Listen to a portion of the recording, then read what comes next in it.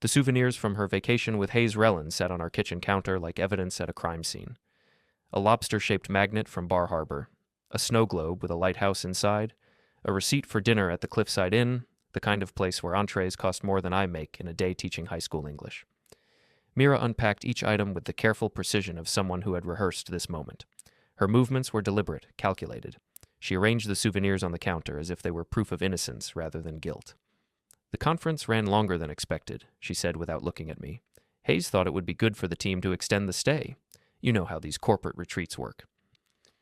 I knew exactly how they worked. I also knew our anniversary was 3 days ago, and she had been in Maine with her boss instead of home with me.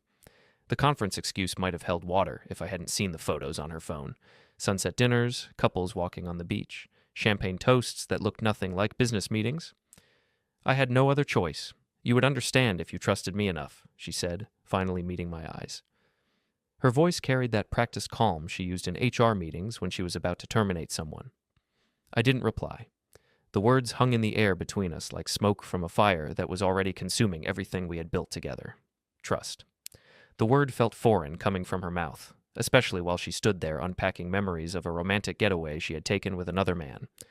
I walked past her toward the bedroom, my footsteps echoing in the sudden silence. Behind me, I could hear her setting down the snow globe with a soft clink against the granite countertop. The bedroom closet was organized exactly the way Mira liked it. Her clothes on the left, mine on the right, everything color-coordinated and pressed. I pulled her suitcase from the top shelf, the same one she had taken to Maine, and placed it open on the bed. My first move was final. I started with her dresses, the expensive ones she wore to company events and client dinners. Each piece of fabric felt like a lie I was folding away.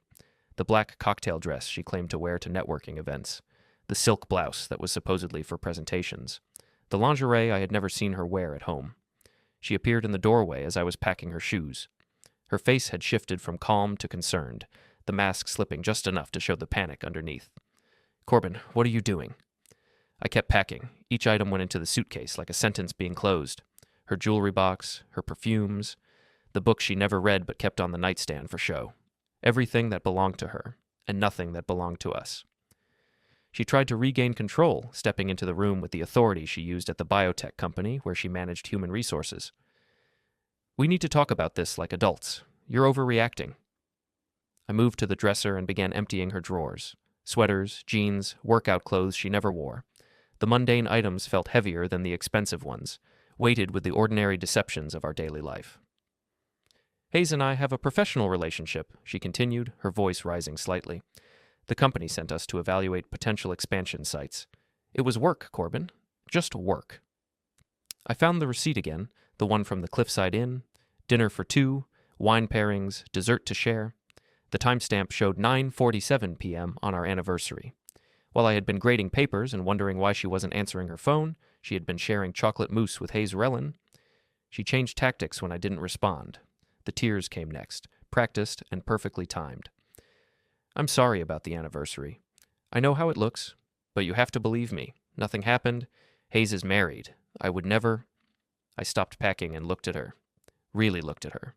The woman I had married 15 years ago, who used to laugh at my terrible jokes and fall asleep reading my favorite books. When had she become this stranger who could lie so effortlessly? "Please don't do this," she whispered. "We can fix this. We can go to counseling. I'll transfer departments. I'll do whatever you want." I reached into my jacket pocket and pulled out the envelope. The papers inside represented 3 weeks of careful planning, consultations with lawyers, and decisions made in the quiet hours when she thought I was sleeping. The divorce petition was already filed. The process had begun the moment I saw those photos on her phone. She stared at the envelope like it might explode. "You can't be serious." I handed it to her and watched her realize this wasn't a threat or a negotiation. This was a conclusion. The finish was clean, surgical, and irreversible. Her vacation with Hayes had ended at our front door. She opened the envelope with shaking hands, scanning the legal documents that outlined the dissolution of our marriage.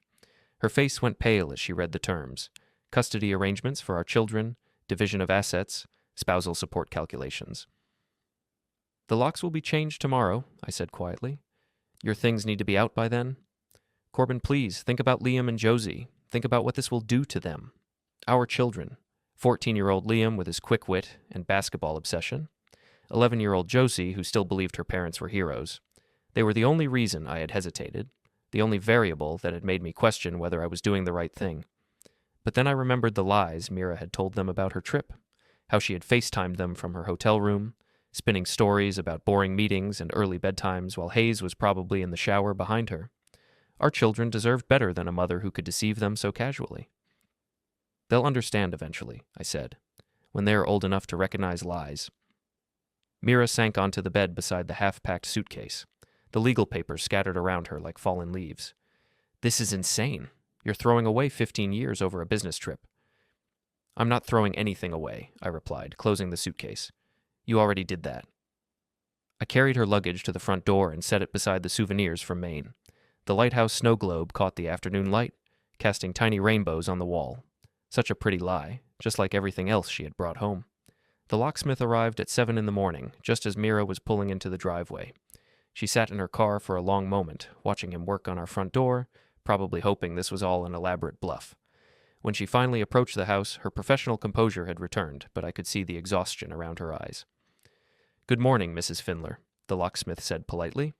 He was an older man named Pete who had been changing locks in our town for 30 years. Nothing surprised him anymore. "There's been a misunderstanding," Mira told him with her best corporate smile. "I live here." Pete glanced at me, then back at her. "I'm sorry, ma'am, but I was hired by Mr. Findler. He's on the deed as the primary owner." That was true. We had bought the house with my inheritance from my grandmother, back when Mira was still paying off student loans, and I trusted her with everything I owned. The legal paperwork was clear. I had every right to change those locks. Mira's smile faltered. "Corbin, this is ridiculous. We need to talk." "We talked yesterday," I said.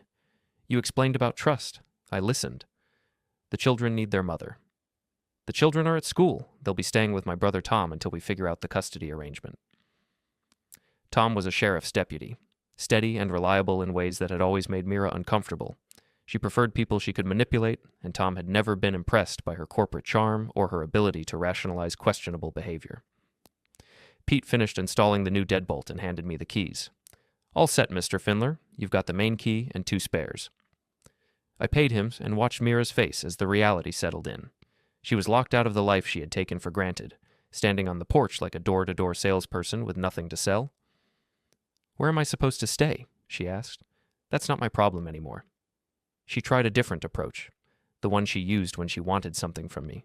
Softer voice, vulnerable posture, the suggestion that we were a team facing external pressures rather than 2 people whose marriage had imploded because of her choices.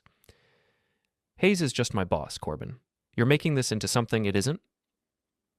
"Hayes Relin drives a BMW X7 and lives in the mansion on Elm Street," I said. "He's been married to Sienna for 12 years, and they have twin daughters. He's 43 years old, graduated from Harvard Business School, and has a reputation for taking attractive female employees on business trips that look surprisingly similar to romantic vacations." Mira's mouth opened slightly.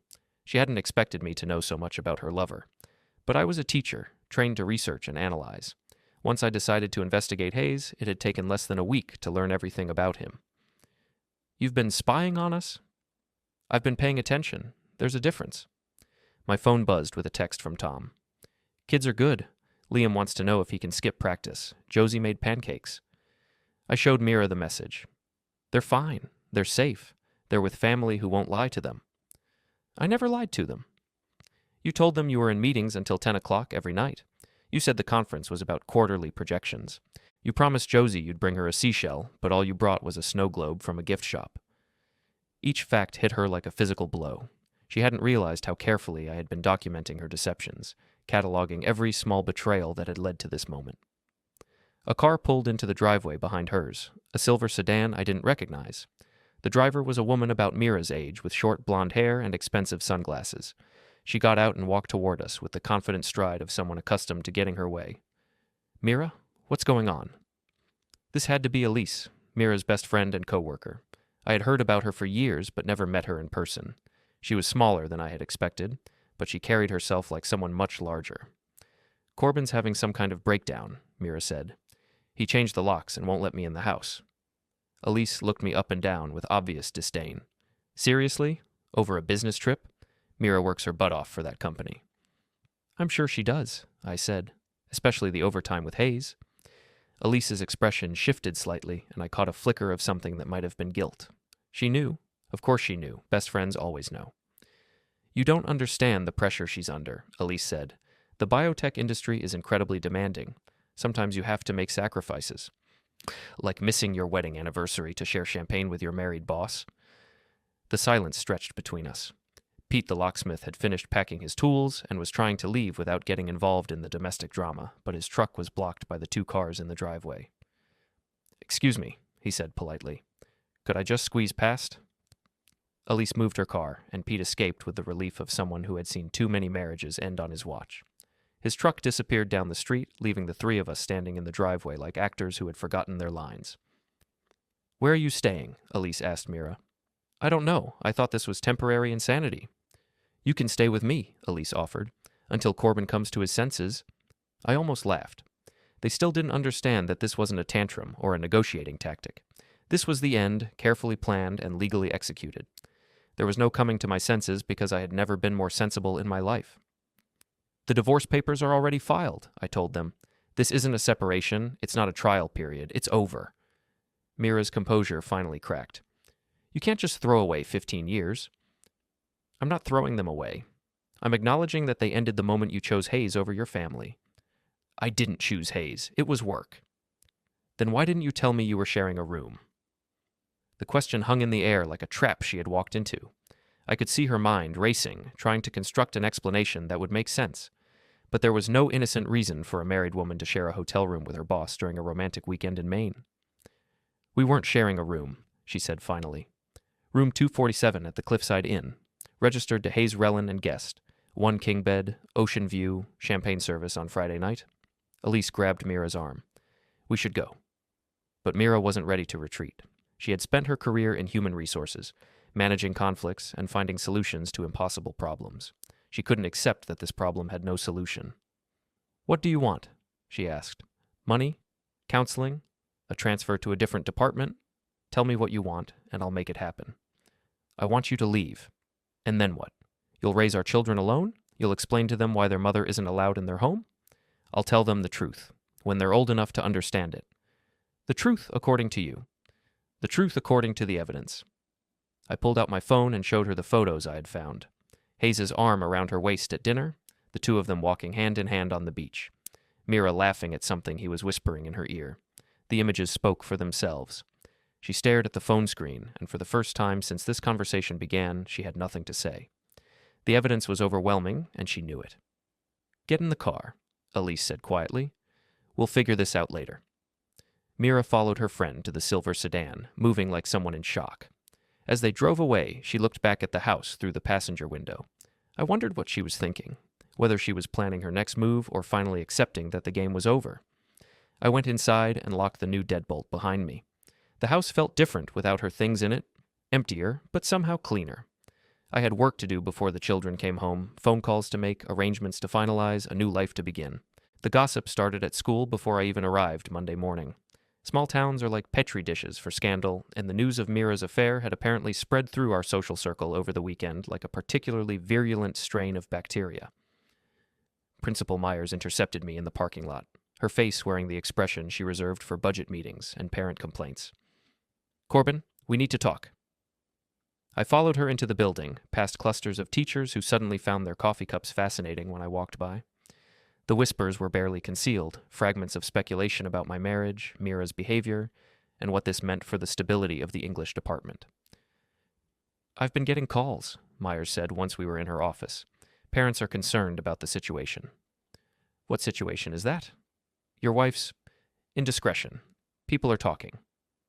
I sat down across from her desk, surrounded by motivational posters about excellence and achievement. People always talk. It's what they do when their own lives get boring. This is different. The Rellin family is prominent in this community. Hayes serves on the school board. His wife chairs the fundraising committee. There it was, the real concern. Not my well-being or my children's emotional health, but the potential disruption to the delicate social ecosystem that kept our small-town institutions functioning. "Are you asking me to resign?" "I'm asking you to consider whether you can maintain professional objectivity while going through a divorce." "I've been maintaining professional objectivity for months while my wife was having an affair. I think I can handle teaching Shakespeare to teenagers." Myers shifted uncomfortably. "Perhaps you should take some personal time. Let things settle down. Things are settled. My wife chose to destroy our marriage. I chose to end it cleanly. The only thing left to settle is whether you're going to support a teacher who's done nothing wrong or cave to pressure from people who are embarrassed by the truth. Before she could answer, there was a knock on the door. Tom stuck his head in, still wearing his deputy uniform from the night shift. Sorry to interrupt. Corbin, we need to talk. Myers looked relieved to have an excuse to end our conversation. We'll continue this later. I followed Tom outside to his patrol car, where Liam and Josie were waiting in the back seat. They looked tired and confused, the way children do when the adults in their lives stop making sense. Mom came by the house last night, Liam said. She was crying. She wanted us to come home with her, Josie added. But Uncle Tom said we couldn't. I looked at my brother. What happened? She showed up around midnight, pretty upset. Said you were being unreasonable and the kids belonged with their mother. I explained that you have temporary custody and she needs to work through her lawyer. How did she take that? About as well as you'd expect. She accused me of taking sides and threatened to file a complaint against the department. I rubbed my forehead, feeling the weight of decisions that affected more than just me and Mira. Our children were caught in the middle, confused and hurt by a situation they couldn't fully understand. Dad, why can't we go home? Josie asked. Why can't things go back to normal? How do you explain to an 11-year-old that normal was never coming back? That the life she remembered was built on lies and compromises that had finally collapsed under their own weight? Sometimes adults make choices that change everything, I said. Your mother made a choice that hurt our family. I'm making choices to protect what's left of it. But she's our mom. Yes, she is, and she always will be. But she can't live in our house anymore. Tom drove us to the elementary school first, where Josie disappeared into the crowd of children with the resilience that always amazed me. Kids adapt faster than adults, finding ways to compartmentalize trauma that we lose somewhere in adolescence. Liam was harder. At 14, he understood more than his sister, but not enough to process it completely. He knew his mother had done something wrong, but he couldn't reconcile that knowledge with his memories of bedtime stories and birthday parties. Is it true what people are saying? He asked as we pulled up to the high school. About Mom and her boss? I looked at Tom, who shrugged. The truth was going to come out eventually, and Liam deserved to hear it from me rather than from gossip at school. Yes, I said. It's true. He nodded slowly, processing this confirmation of what he had probably already figured out. Are you okay? The question caught me off guard. When had my son become mature enough to worry about my emotional well-being? I'm angry, I said honestly, and disappointed, but I'm okay. Good, because Mom's been calling my phone all morning. I felt my jaw tighten. What has she been saying? That you're not thinking clearly, that she made a mistake, but it doesn't mean anything, that families are supposed to forgive each other. What did you tell her? That I need time to think. Smart kid. Smarter than his father had been for the past few months when I was making excuses for Mira's late nights and weekend work commitments. The school day passed in a blur of curious looks and whispered conversations. My students were surprisingly focused, perhaps sensing that their teacher was dealing with something serious and giving him the space to do his job. Teenagers are more perceptive than adults give them credit for. During lunch, I received a text from an unknown number. We need to talk. Hayes. I stared at the message for a long moment, considering my options. Hayes Relin wanted to meet, probably to negotiate some kind of arrangement that would minimize the damage to his reputation and career. The smart thing would be to ignore him, let the lawyers handle everything, and avoid any confrontation that might complicate the divorce proceedings. But I wasn't feeling particularly smart. I was feeling like a man whose wife had been stolen by an arrogant executive who thought money and positions gave him the right to take whatever he wanted. I typed back, "Parking lot behind Murphy's Bar, 8 p.m. His response came immediately, "Thank you." The rest of the day crawled by with the anticipation of a confrontation I probably shouldn't have agreed to, but some conversations can't be avoided, and some truths need to be spoken face to face. At 8 o'clock, I sat in my truck in the parking lot behind Murphy's Bar, watching Hayes Relin climb out of his BMW like a man who owned the world. He was exactly what I had expected. Tall, confident, wearing a suit that cost more than I made in a month. The kind of man who had never been told no by anyone who mattered. He approached my truck with the cautious steps of someone entering unfamiliar territory. This wasn't his world of boardrooms and business lunches. This was a working-class bar behind a strip mall, and he looked as out of place as a peacock in a chicken coop. I rolled down my window. You wanted to talk? This doesn't have to get ugly, he said. We're both reasonable men. Are we? Because I'm feeling pretty unreasonable right now. Look, I understand you're upset, but Mira and I, it's complicated. It's not complicated. You're married. She's married. You decided to ignore that inconvenient fact. He glanced around the parking lot, probably worried about who might see him talking to the wronged husband. These things happen in business. People work closely together, spend long hours, develop feelings. It doesn't mean anyone intended to hurt anyone. But you did hurt someone. You hurt my children. You hurt your wife. You hurt people who trusted you to behave like decent human beings. I want to make this right. Then leave town. Quit your job. Disappear from our lives. He laughed, a sound without humor. That's not realistic. I have responsibilities, a company to run. You should have thought about that before you decided to run my wife. His composure slipped slightly, revealing the anger underneath. Mira made her own choices. She's an adult. She's also the mother of my children and the woman I trusted with my life. You took that trust and used it for your own entertainment. It wasn't entertainment. We have genuine feelings for each other. Then why are you here talking to me instead of filing for divorce from your own wife? The question hit its mark.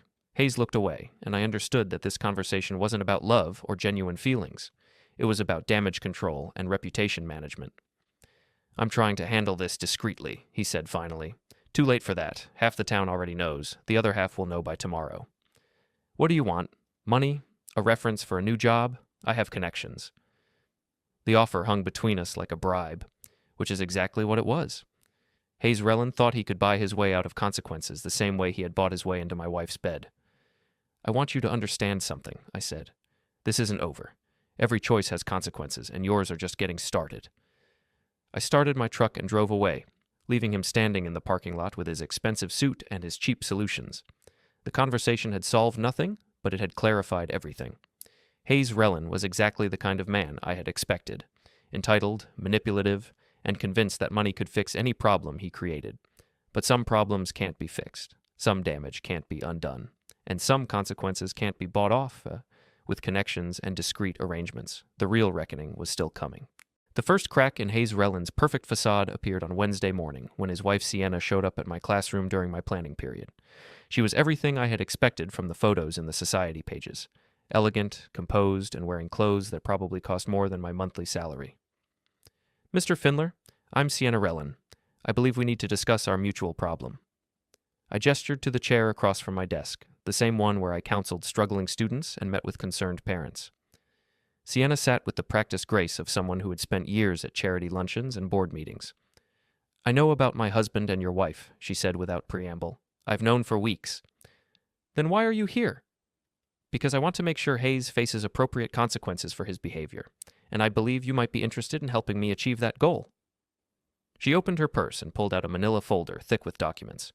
Financial records, credit card statements, hotel reservations, phone records, everything you might need for your divorce proceedings.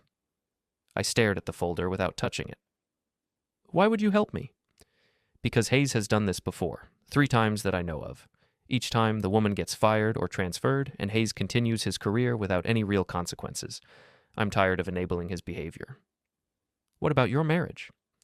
My marriage ended the first time he cheated.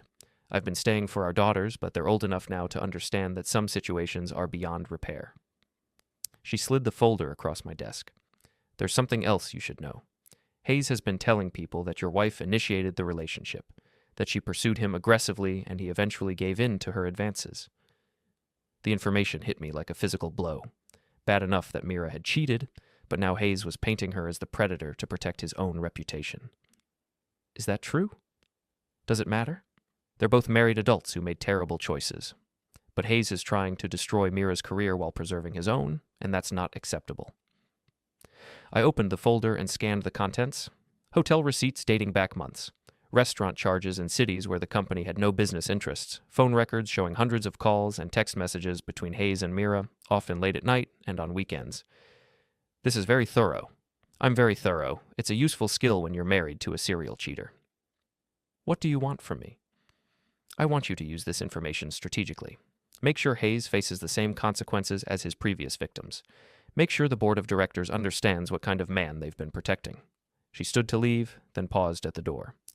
Your wife isn't the villain here, Mr. Findler. She's another victim of a man who uses his position to manipulate vulnerable employees. I hope you'll remember that when this is over." After she left, I sat alone with the folder, trying to process what I had learned. Mira wasn't the first. She probably wouldn't be the last. Hayes Relin was a predator who used his authority to exploit women who worked for him, and the company had been protecting him for years. My phone buzzed with a text from Tom. "Kids are asking about this weekend? Movie night at your place?" I typed back, "Yes, but I need to make a stop first." That evening, I drove to the biotech company's headquarters, a gleaming glass building that looked like it belonged in Silicon Valley rather than rural Maine. The parking lot was nearly empty, except for a few cars belonging to the cleaning crew and late-working executives. Hayes's BMW was parked in the spot marked CEO, which told me everything I needed to know about his ego and priorities. I parked next to it and waited. 20 minutes later, Hayes emerged from the building, talking loudly on his phone about quarterly projections and market expansion. He stopped short when he saw me leaning against his car. "I'll call you back," he said into the phone, then hung up. "What are you doing here?" "Returning something that belongs to you."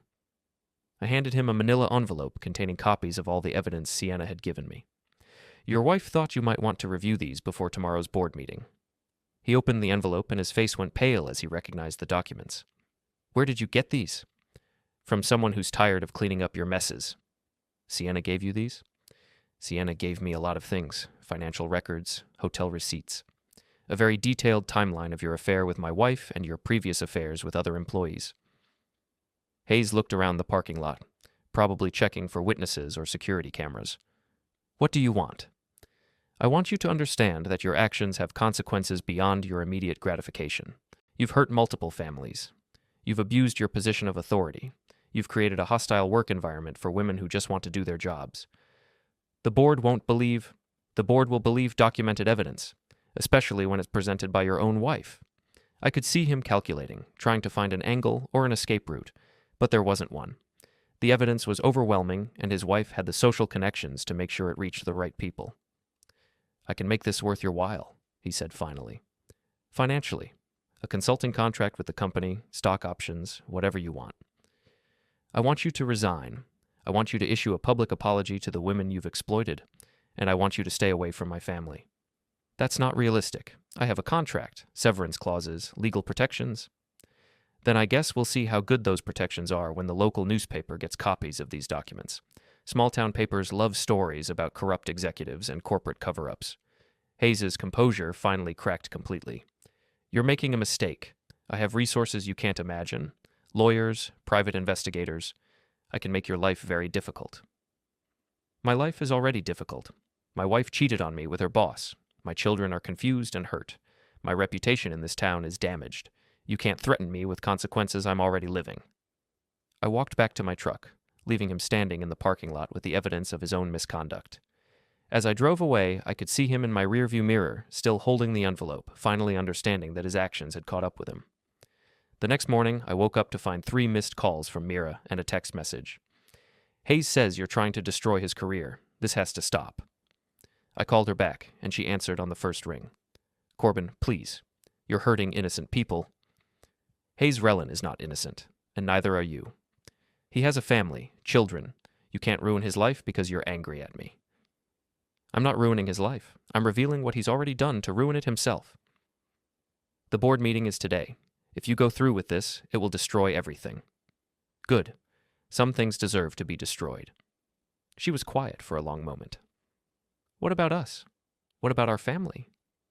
"We don't have a family anymore. We have 2 children who need to understand that actions have consequences and that people who hurt others eventually face justice." "I made a mistake. You made a series of choices over several months. You chose to lie to me, to our children, and to yourself. You chose Hayes over your marriage. Now you have to live with those choices." "I choose you. I'm choosing our marriage." "Too late. I'm not an option anymore." I hung up and turned off my phone.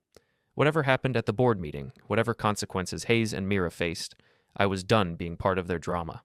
I had my own life to rebuild and my own children to protect. The reckoning had begun, and there was no going back. The board meeting lasted 3 hours. I know because Tom called me when it was over, his voice carrying the satisfaction of a cop who had just closed a difficult case. "Hayes resigned," he said, "effective immediately. something about pursuing other opportunities and spending more time with his family.